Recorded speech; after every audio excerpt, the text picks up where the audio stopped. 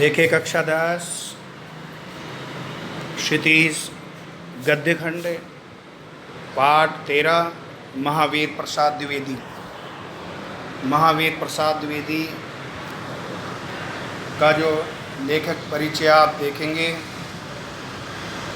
जन्म 1864, मृत्यु 1938 यानी आप कह सकते हैं कि महावीर प्रसाद द्विवेदी जी का जन्म 1864 ईस्वी में और 1938 ईस्वी में वे इस दुनिया से चल बसे।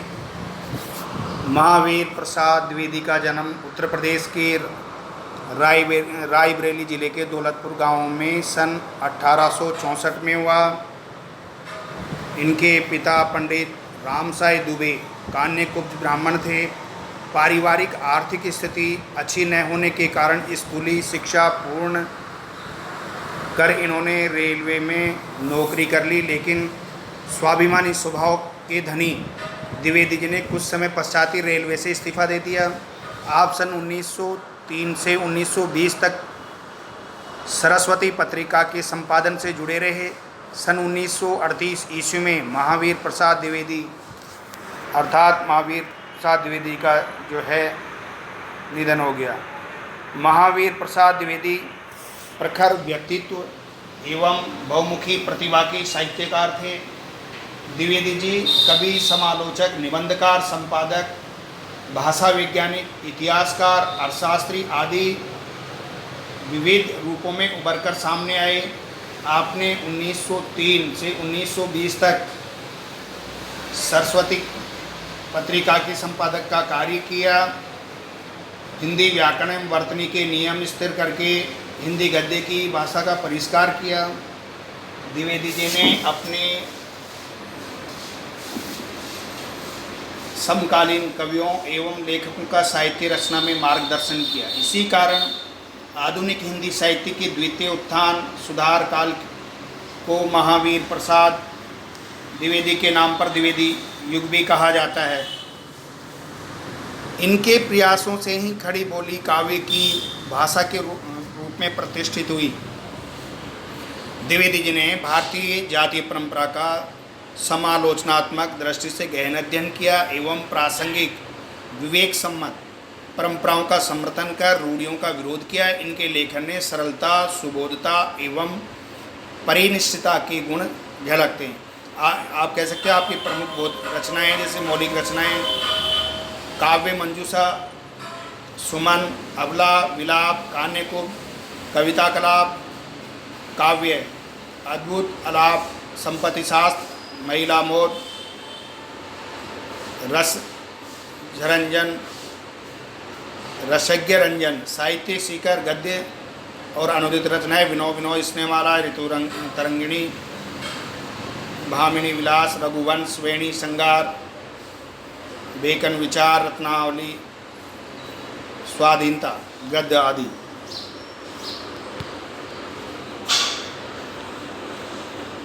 देखिए पाठ का परिचय आप देखेंगे।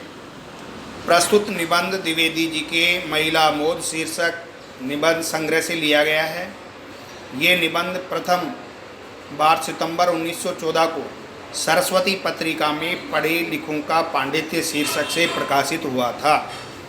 21वीं शताब्दी में स्त्रियां शिक्षा, विज्ञान, सरकारी सेवा, निजी क्षेत्र, व्यापार एवं वाणिज्य सहित सभी क्षेत्रों में पुरुषों से कंधा मिलाकर समाज निर्माण एवं विकास में अपना योगदान दे रही हैं। लेकिन इस स्थिति में पहुंचने के लिए स्त्री शिक्षा के पक्षधर सुधारकों को पुरुष प्रधान एवं रूढ़िवादी समाज से कड़ा संघर्ष करना पड़ा। यानी आप कह सकते हैं कि वर्तमान समय में प्राचीन काल में स्त्रियों की शिक्षा का कोई उचित प्रबंध नहीं था, उनके ऊपर ध्यान नहीं दिया जाता था। लेकिन वर्तमान समय में जो है आज स्त्री जो है पुरुषों का कंधे से कंधा मिला करके जो है प्रगति के आंगन में आगे बढ़ रही हैं। इसी जो स्त्रियों को जो संघर्ष करना पड़ा और उसी की कहानी इस पाठ के अंदर बताइए। प्रस्तुत निबंध स्त्री शिक्षा में को समाज एवं परिवार के विघटन एवं पतन के लिए जिम्मेदार ठहराने वाली दकियानुसी सोच को अकाट्य तर्कों द्वारा सिरे से खारिज करता है। साथ ही इसमें इन दकियानूसी एवं अप्रासंगिक परंपराओं के अंधानुकरण के बजाय विवेक सम्मत एवं तर्कपूर्ण परंपराओं को ही ग्रहण करने की बात कही गई है। इसकी भाषा शैली हिंदी के द्विवेदी युगीन गद्य की एक वानगी प्रस्तुत करती है। तो आप कह सकते हो कि प्राचीन काल के उन कुतर्कों का खंडन इस पाठ के अंदर किया गया है जो स्त्री शिक्षा का विरोध करते हैं। वे लोग जो पढ़े लिखे हैं परंतु फिर भी वो अपने दकियानूसी विचारधारा को प्रकट करते हैं, ऐसे लोगों को जो है महावीर प्रसाद द्विवेदी ने जो है उनके विचारों का खंडन करके ये बताना चाहा इस पाठ के अंदर कि चाहे कुछ भी हो, वर्तमान समय में स्त्रियों की शिक्षा की महती आवश्यकता है, इसलिए स्त्रियों को पढ़ाया जाना चाहिए। देखो हमारे पाठ का शीर्षक भी यही है, स्त्री शिक्षा के विरोधी कुतर्कों का खंडन। बड़े शौक की बात है कि आजकल भी ऐसे लोग विद्यमान हैं जो स्त्रियों को पढ़ाना उनके और गृह सुख के नाश का कारण समझते हैं, और लोग भी ऐसे वैसे नहीं, सुशिक्षित लोग, ऐसे लोग जिन्होंने बड़े बड़े स्कूलों और शायद कॉलेजों में भी शिक्षा पाई है, जो धर्मशास्त्र और संस्कृत के ग्रंथ साहित्य से परिचय रखते हैं या परिचित हैं, और जिनका पैसा कुशिक्षितों को शिक्षित करना, कुमारगामियों को सुमार्गगामी बनाना और अधार्मिकों को धर्म तत्व समझाना है। उनकी दलीलें भी देखो, इस प्रकार की दलीलें देते हैं, उनकी दलीलें सुन लीजिए। पुराने संस्कृत कवियों के नाटकों में कुलीन स्त्रियों से अपड़ों की भाषा में बात कराई गई है। इससे प्रमाणित है कि देश में स्त्रियों को पढ़ाने की चाल न थी, होती तो इतिहास पुराण आदि में उनको पढ़ाने की नियमबद्ध प्रणाली जरूर लिखी मिलती। तो आपकी ये स्त्री शिक्षा के विरोधी कुतर्क कैसे कैसे लोग जो दे रहे हैं, तो उन्होंने ये पहली बात तो ये बताई। दूसरी बात कही है, स्त्रियों को पढ़ाने से अनर्थ होते हैं। शकुंतला इतना कम पढ़ी थी कि गंवारों की भाषा में या अनपढ़ों की भाषा में मुश्किल से एक छोटा सा श्लोक वह लिख सकी थी। इस पर भी उसकी इस इतनी कम शिक्षा ने भी अनर्थ कर डाला। शकुंतला ने जो कटुवाक्य दुष्यंत को कहे, वह इस पढ़ाई का ही दुष्परिणाम था। तीसरी बात है, जिस भाषा में शकुंतला ने श्लोक रचा वह अपड़ों की भाषा थी, अतएव नागरिकों की भाषा की बात तो दूर रही, अपड़ गंवारों की भी भाषा पढ़ाना स्त्रियों को बर्बाद करना है। तो ये कहना चाहते हैं कि स्त्रियों को पढ़ाना ही नहीं चाहिए। आगे देखिए, इस तरह की दलीलों का सबसे अधिक प्रभावशाली उत्तर उपेक्षा ही है, तथापि इन 2-4 बातें लिख देते हैं। नाटकों में स्त्रियों का प्राकृत बोलना उनके अपढ़ होने का प्रमाण नहीं, अपितु पढ़े होने का प्रमाण है। अधिक से अधिक इतना ही कहा जा सकता है कि संस्कृत न बोल सकती थी। संस्कृत न बोल सकना न अपढ़ होने का सबूत है और न गंवार होने का। अच्छा, तो उत्तर रामचरित में ऋषियों की वेदांतवादिनी पत्नियां कौन सी भाषा बोलती थी? उनकी संस्कृत क्या कोई गंवारी संस्कृत थी? भवभूति और कालिदास आदि के नाटक जिस जमाने के हैं, उस जमाने में शिक्षितों का समस्त समुदाय संस्कृति ही बोलता था। इसका प्रमाण पहले कोई दे ले तब प्राकृत बोलने वाली स्त्रियों को अपढ़ बताने का साहस करे। इसका क्या सबूत कि उस जमाने में बोलचाल की भाषा प्राकृत न थी? सबूत तो प्राकृत के चलन के ही मिलते हैं। प्राकृत यदि उस समय की प्रचलित भाषा न होती तो बौद्ध तथा जैनों के हजारों ग्रंथ उसमें क्यों लिखे जाते? तो आप कह सकते हैं कि उस समय प्राकृत भाषा आम बोलचाल की भाषा थी और विद्वानों की भाषा संस्कृत थी, तो संस्कृत जो है ठीक से नहीं बोल पाती थी। और भगवान साके मुनि तथा उनके चेले प्राकृत में ही क्यों उपदेश देते? बौद्धों के त्रिपिटक ग्रंथ की रचना प्राकृत में किए जाने का एकमात्र कारण यही है कि उस जमाने में प्राकृत ही सर्वसाधारण की भाषा थी। अतएव प्राकृत बोलना और लिखना अपढ़ और अशिक्षित होने का चिन्ह नहीं। जिन पंडितों ने गाथा, सप्तशती, सेतुबंध महाकाव्य और कुमारपाल चरित आदि ग्रंथ प्राकृत में बनाए हैं, वे यदि अपढ़ और गंवार थे तो हिंदी के प्रसिद्ध से प्रसिद्ध अखबार का संपादक इस जमाने में अपढ़ और गंवार ही कहा जा सकता है, क्योंकि वह अपने ज़माने की प्रचलित भाषा में अखबार लिखता है। यदि हिंदी बांग्ला आदि भाषाएं आजकल की प्राकृत हैं, शोर सेनी, मागधी, महाराष्ट्री और पाली आदि भाषाएं उस ज़माने की थी। प्राकृत पढ़कर भी उस ज़माने में लोग उसी तरह सभ्य, शिक्षित और पंडित हो सकते थे जिस तरह की हिंदी, बांग्ला, मराठी आदि भाषाएं पढ़कर इस ज़माने में हम हो सकते हैं। फिर प्राकृत बोलना अपढ़ होने का सबूत है। ये बात कैसे मानी जा सकती है? तो आपको समझ में आ गया होगा पाठ कि उस समय की जैसी भाषा थी उस भाषा के अंदर वे उस समय की स्त्रियों के शास्त्रार्थ करने का प्रमाण मिलता है। तो लेकिन आप ये कह नहीं सकते कि वे अपढ़ थी अर्थात पढ़ी लिखी नहीं थी।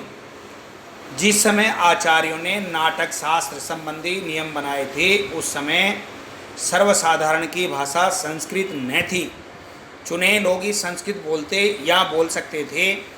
इसी से उन्होंने उनकी भाषा संस्कृत और दूसरे लोगों तथा स्त्रियों की भाषा प्राकृत रखने का नियम कर दिया।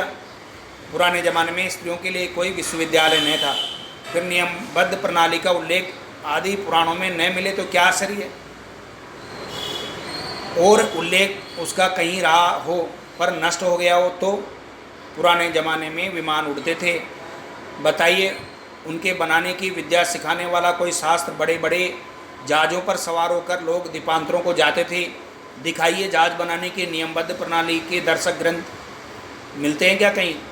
पुराणादि में विमानों और जहाज़ों द्वारा की गई यात्राओं के हवाले देकर उनका अस्तित्व तो हम बड़े गर्व से स्वीकार करते हैं, परंतु पुराने ग्रंथों में अनेक प्रगल्भ पंडिताओं के नामोल्लेख देकर भी कुछ लोग भारत की तत्कालीन स्त्रियों को मूर्ख, अपढ़ और गंवार बताते हैं।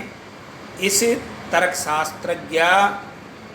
तर्कशास्त्रज्ञता और इस न्यायशीलता की बलिहारी वेदों को प्राय सभी हिंदू ईश्वर कृत मानते हैं। अर्थात वेदों को शायद ईश्वर ने ही लिखा है, ये सभी मानते हैं विद्वान। सो ईश्वर तो वेद मंत्रों की रचना अथवा उनका दर्शन विश्ववरा आदि स्त्रियों से करावें और हम उन्हें ककहरा पढ़ाना भी पाप समझे। तो प्राचीन काल में वेदों के अंदर विश्ववरा जैसी विदुषी स्त्रियों के नाम आए हैं और आप कहें कि उनको कह कबूतर पढ़ाएं तो ये ककहरा ही पढ़ाते हैं, तो ये बात समझ से परे। शीला और विद्या आदि कौन थी? ये भी विदुषी स्त्रियां थी। वे स्त्री थी या नहीं? तो वेदों में उनके नाम आते तो पढ़ी लिखी थी। बड़े बड़े पुरुष कवियों से आदृत हुई या नहीं?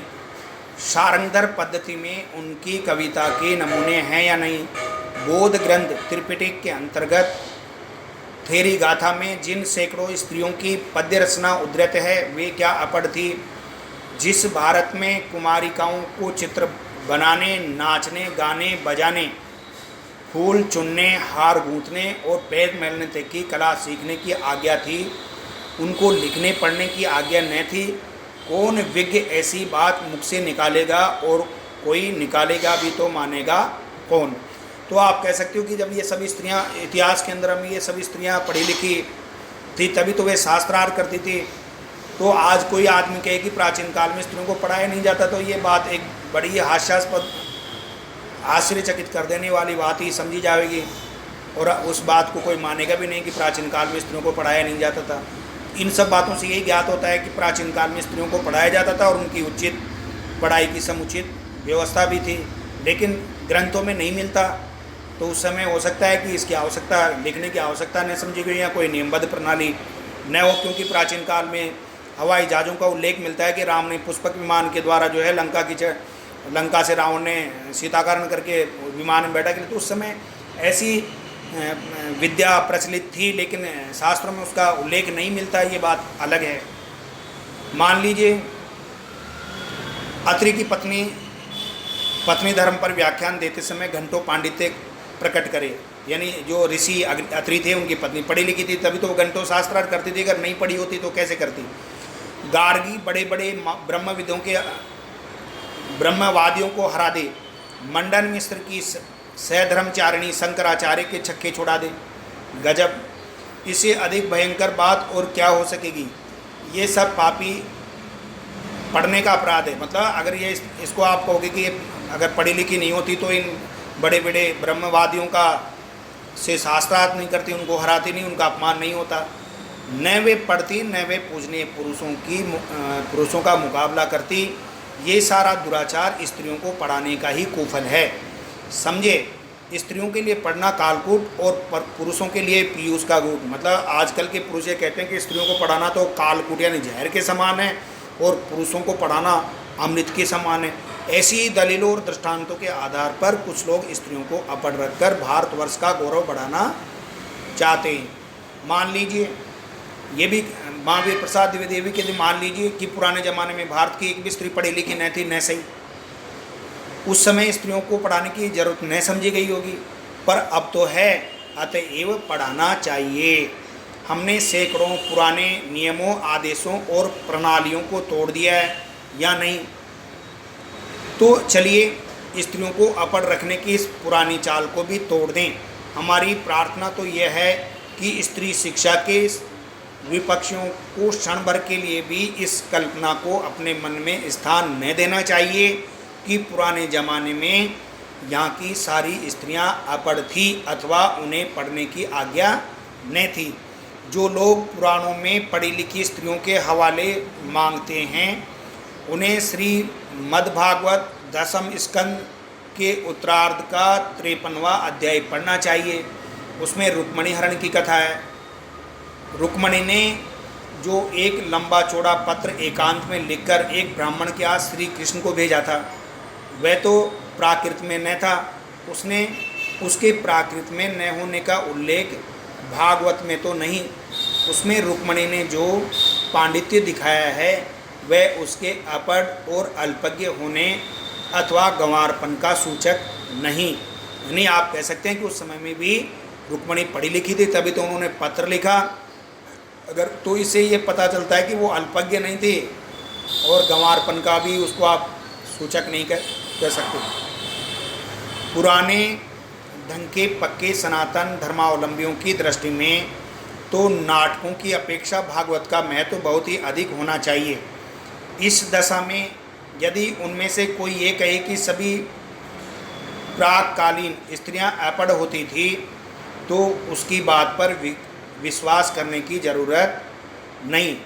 भागवत की बात यदि पुराणकार या कवि की कल्पना मानी जाए तो नाटकों की बात उससे भी गई बीती समझी जानी चाहिए। स्त्रियों का किया हुआ अनर्थ यदि पढ़ाने का परिणाम है तो पुरुषों का किया हुआ अनर्थ भी उनकी विद्या और शिक्षा ही का परिणाम समझना चाहिए।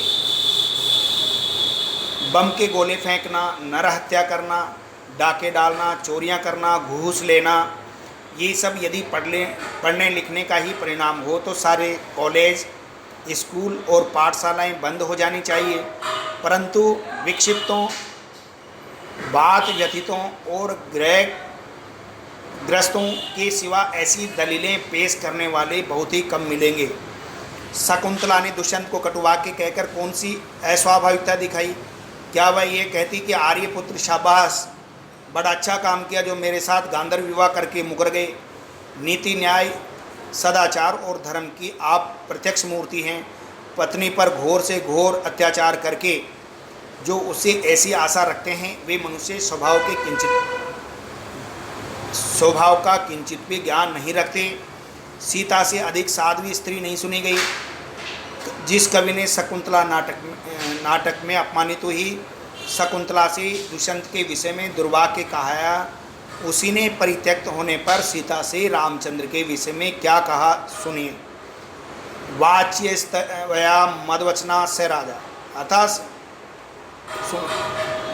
यदो विशुद्धमति यत् समक्षम माम लोका श्रवणादहासी श्रुतस्य तत्विकम सदृशम कुलस्य।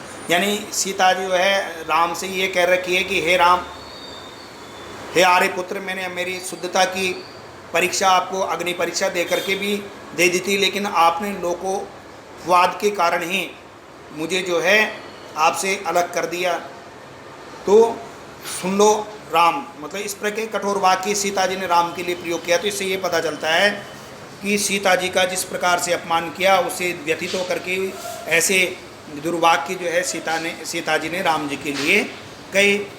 वैसे ही शकुंतला दुष्यंत का है, शकुंतला से दुष्यंत ने क्या किया था, गांधर्व विवाह किया, लेकिन जब उसको अपनाने का समय आया तो वो मुकर गए बात से कि मैंने कौन सा विवाह, कब कैसा विवाह। इसीलिए जो है शकुंतला ने भी दुष्यंत को दुर्वाक्य कहे। तो इसमें कौन सी गलत बात है? देखो सीता का ये संदेश कटु नहीं तो क्या मीठा है। राजा लक्ष्मण उस राजा से कह देना कि मैंने तुम्हारे आँख के सामने ही आग में कूदकर अपनी विशुद्धता स्वीकार साबित कर दी थी, जिस पर भी लोगों के मुख से निकला मिथ्यावाद सुनकर ही तुमने मुझे छोड़ दिया। क्या ये बात तुम्हारे कुल के अनुरूप है, अथवा क्या ये तुम्हारी विद्यता या महता को शोभा देने वाली हो? सीता का संदेश सुनकर, सीता का ये संदेश कटु नहीं तो क्या मीठा है, राजा मात्र कहकर उनके पास अपना संदेश भेजा। ये उक्ति न किसी गंवारी स्त्री की, किंतु महाब्रह्मज्ञानी राजा जनक की लड़की और मनवादी महर्षियों के धर्मशास्त्रों का ज्ञान रखने वाली रानी को नरपश्य वर्णाश्रम पालनम यत् स एव धर्मो मनुना प्रणीत। सीता की धर्मशास्त्रज्ञता का प्रमाण वही आगे चलकर कुछ ही दूर पर कवि ने दिया है। सीता परित्याग के कारण वाल्मीकि के समान शान, नीतिज्ञ और क्षमाशील तपस्वी तक ने असत्य मनु भरताग्रजे कहकर रामचंद्र पर क्रोध प्रकट किया। अतएव शकुंतला की तरह अपने परित्याग को अन्याय समझने वाली सीता का रामचंद्र के विषय में कटुआ के कहना सर्वथा या सर्वथा स्वाभाविक ही है। न ये पढ़ने लिखने का परिणाम है, न गंवारपन का, न अकुलीनता का। पढ़ने लिखने में स्वयं ऐसी कोई बात नहीं जिससे अनर्थ हो सके। अनर्थ का बीज उसमें हरगिज नहीं है। अनर्थ पुरुषों से भी होते हैं तो स्त्रियों से भी होते हैं, अपढ़ो पढ़े लिखे दोनों से। अनर्थ दुराचार और पापाचार के कारण और ही होते हैं, और वे व्यक्ति विशेष का चाल चलन देखकर जाने भी जा सकते हैं। अतएव स्त्रियों को अवश्य पढ़ाना चाहिए। जो लोग ये कहते हैं कि पुराने ज़माने में या स्त्रियां न पढ़ती थी अथवा उन्हें पढ़ने की नियत न थी, या तो वे इतिहास से अभिज्ञता नहीं रखते या जानबूझकर लोगों को धोखा देते हैं। समाज की दृष्टि में ऐसे लोग दंडनीय हैं, क्योंकि स्त्रियों को निरक्षर रखने का उपदेश देना समाज का अपकार और अपराध करना है, समाज की उन्नति में बाधा डालना है। शिक्षा बहुत व्यापक शब्द है, उसमें सीखने योग्य अनेक विषयों का समावेश हो सकता है। पढ़ना लिखना भी उसी के अंतर्गत है। इस देश की वर्तमान शिक्षा प्रणाली अच्छी नहीं है, क्योंकि लिखित परीक्षा प्रणाली पर जोर दिया जाता है, जिसमें व्यवहारिक ज्ञान पर जोर नहीं दिया जाता। इस कारण यदि कोई स्त्रियों को पढ़ाना अनर्थकारी समझे तो उसे उस प्रणाली का संशोधन करना या कराना चाहिए। खुद पढ़ने लिखने को दोष न देना चाहिए। लड़कों ही की शिक्षा प्रणाली में कौन सी बड़ी अच्छी है? प्रणाली बुरी होने के कारण क्या किसी ने ये राय दी है कि सारे स्कूल और कॉलेज बंद कर दिए जाएं? आप खुशी से लड़कियों और स्त्रियों की शिक्षा प्रणाली का संशोधन कीजिए। उन्हें क्या पढ़ाना चाहिए, कितना पढ़ाना चाहिए, किस तरह की शिक्षा देना चाहिए, कहाँ पर देना चाहिए, घर में या स्कूल में, इन सब बातों पर विशेष बहस कर कीजिए। विचार कीजिए कि जो जी में आवे सो कीजिए, पर परमेश्वर के लिए ये न कहिए कि स्वयं पढ़ने लिखने में कोई दोष है, वह अनर्थकर है, वह स्वाभिमान का उत्पादक है, वह गृह सुख का नाश करने वाला है। ऐसा कहना 16 आना मिथ्या है, 16 आने मिथ्या अर्थात सत्य नहीं है। तो कठिन शब्दार्थ, आप ये पाठ आपका पूरा हो गया तो आप इसमें ये कह सकते हैं कि स्त्री शिक्षा के विरोधी कुतर्कों का खंडन महावीर प्रसाद द्विवेदी ने इस पाठ के अंदर किया है। कौन कौन सी दलीलें दी हैं आपने भी देखा है। और अगर ये भी बताया कि जो अनर्थ पुरुषों स्त्रियों को पढ़ाने से होते हैं, अगर उनसे ही होते हैं तो पुरुषों के पढ़ाने से भी कौन से अनर्थ नहीं होते। अर्थात जो अनर्थ होने हैं उनके कारण तो कुछ और ही होते हैं, वो उनके चाल चलन देख करके भी समझे जा सकते हैं। अतः वर्तमान समय में स्त्रियों को पढ़ाया जाना चाहिए, इसकी महती आवश्यकता है। और जो लोग जो है ये कहते हैं कि प्राचीन काल में स्त्रियों को पढ़ाया नहीं जाता था, तो उनको ऐसे आप शीला, विद्या, सीता या शकुंतला जैसी स्त्रियों के उदाहरण दे करके आप उनको समझा सकते हैं कि प्राचीन काल में स्त्रियों को पढ़ाया जाता था। मान लो नहीं भी पढ़ाया जाता था, लेकिन वर्तमान समाज में स्त्रियों की शिक्षा की आवश्यकता है, इसलिए भी स्त्रियों को पढ़ाया जाना चाहिए। उन्हें पढ़ाई से वंचित नहीं रखना चाहिए। उनको ऐसे लोग जो पढ़े लिखे लोग हैं जो स्त्री शिक्षा का विरोध करते हैं, उनको मुंह तोड़ जवाब देना चाहिए। इस प्रकार से जो है आपकी हो गया कठिन शब्दार्थ हैं, दलीलें यानी तर्क, अपढ़ों ने अनपढ़ों, निरक्षर, वेदांतवादिनी यानी वेदांत दर्शन पर बोलने वाली, दर्शक ग्रंथ जानकारी देने वाली पुस्तक, तर्क शास्त्रज्ञता, तर्क शास्त्र को जानना, खंडन है, दूसरों के मत का युक्तिपूर्वक निराकरण, परगल्भ यानी प्रतिभावना, नामोल्लेख नामों को उल्लेख करना, आदर या आदर पाया या सम्मानित, विज्ञ यानी विद्वान या जानकार, ब्रह्मवादी वेद पढ़ने पढ़ाने वाला, दुराचार बुरा आचरण, सधर्मचारिणी पत्नी, कालकूट जहर, पीयूष अमृत, दृष्टांत उदाहरण, अल्पज्ञ थोड़ा जानने वाला, प्राककालीन प्राचीन समय की यानी पुरानी, व्याभिचार कुत्सित आचरण, विकसित पागल, बात व्यथित बातों से दुखी होने वाले, ग्रहग्रस्त पाप ग्रह से प्रभावित,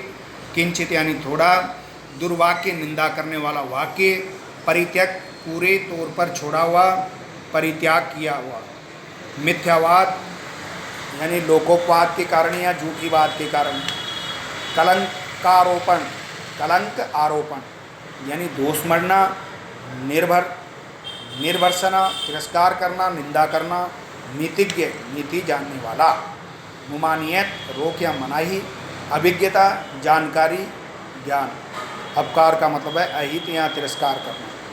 तो आपके ये जो है पहला पाठ आपने समझा, पढ़ा, और वो स्त्री शिक्षा के विरोधी कुतर्कों का पाठ महावीर प्रसाद द्विवेदी के द्वारा आपने समझा, पढ़ा, और अब आप इसको समझ करके मैं आपको अगले एपिसोड के अंदर आपको जो है इसके प्रश्न उत्तर जो है आपके सामने पेश करूंगा। उसके बाद में जो है जैसे महावीर प्रसाद द्विवेदी ने किस पत्रिका का संपादन किया, माधुरी, जागरण, कवि वचन सुधा, सरस्वती, तो आपको मैंने अभी बताया कवि परिचय के अंदर सरस्वती पत्रिका का संपादन कार्य किया। तो आप शकुंतला ने किस भाषा में श्लोक कहा, अपभ्रंश, प्राकृत, शोरसैनी, पाली, तो आप होगे प्राकृत भाषा में। उसके बाद में है बौद्ध धर्म के त्रिपिटक ग्रंथ की भाषा क्या है, रुक्मणी हरण की कथा कहाँ मिलती है, इनके मैं अगले क्वेश्चन आंसर जो है अगले एपिसोड में आपके सामने प्रस्तुत करूँगा। फिर आप जो है उसके अंदर क्वेश्चन आंसर प्रश्न उत्तर अपने अभ्यास पुस्तिका में करा लेंगे और तत्पश्चात स्कूल के अंदर जो है जांच करवाएंगे।